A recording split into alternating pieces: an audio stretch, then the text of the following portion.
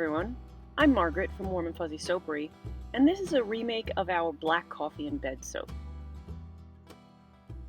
Black Coffee in Bed is a regular in our shop because I just love the smell of coffee.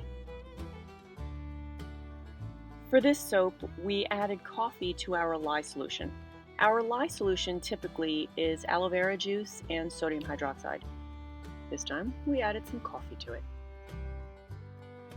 Coffee is rich in antioxidants, and it's said that it helps protect your skin from free radical damage and aging.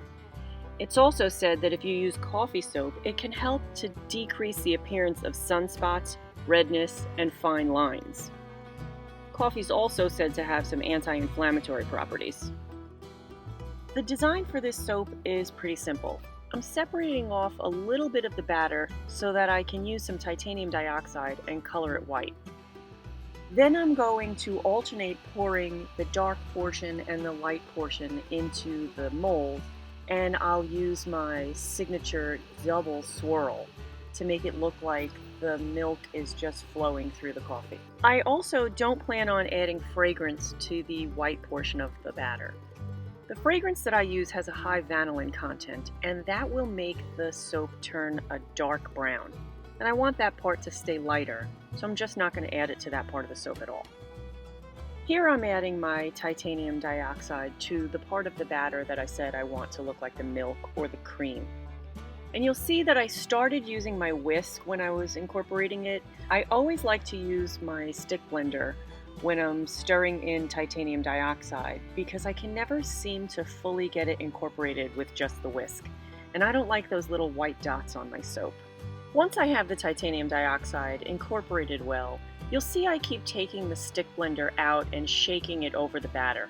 That's because I'm looking to make sure that I'm at a light trace before I stop working with that part of the soap and go back to the larger portion. If you were paying attention earlier, you heard me say that the fragrance that I use, the coffee fragrance that I use, turns the batter brown because of the vanillin levels. And here you see I'm adding brown mica to this portion of the batter. That's because I'm fairly impatient, and when the soap is cut tomorrow, I want it to look like it's finished.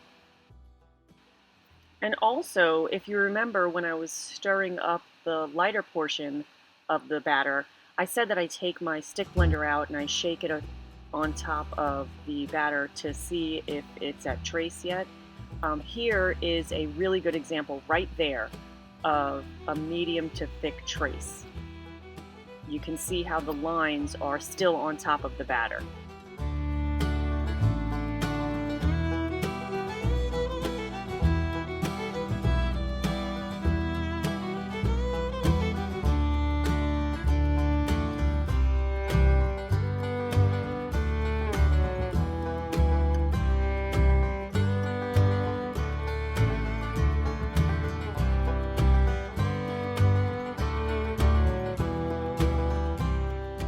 As you can see, I just simply alternated pouring the colors into the mold.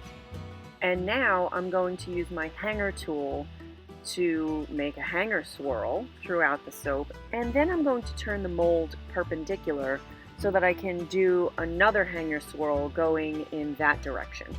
I really like the effect that this gives.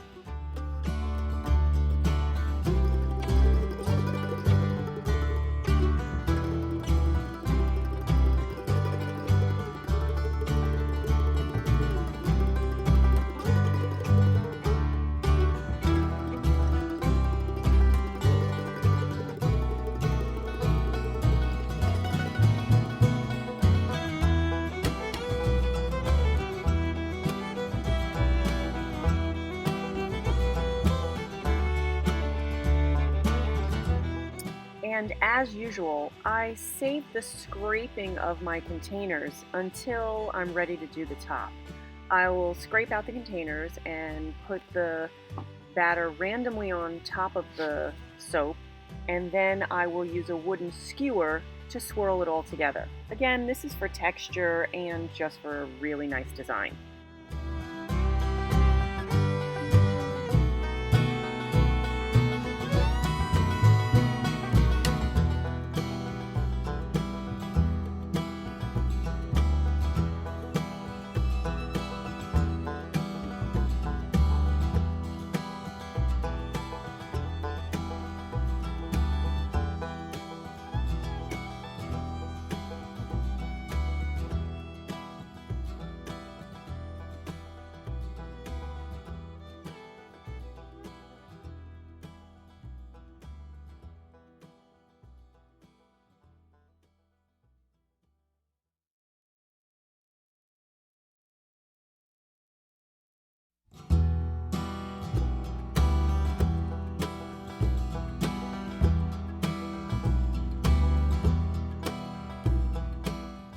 Here I'm just drizzling a little bit of that leftover brown mica that I added to the mix in the beginning. It's just simply brown mica and oil.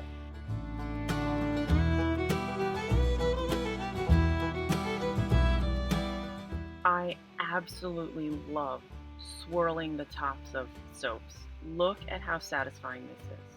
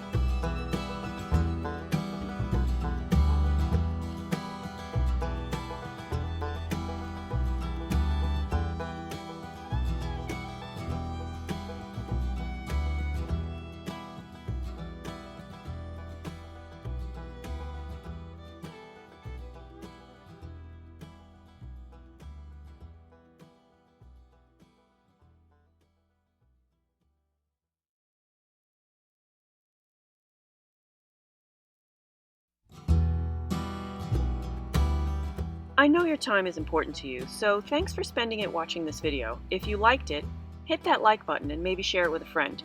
Don't forget to subscribe to see more videos like this one, and for more content, head over to our Instagram and TikTok pages. The links are down below. And remember, life is short. Use the good soap.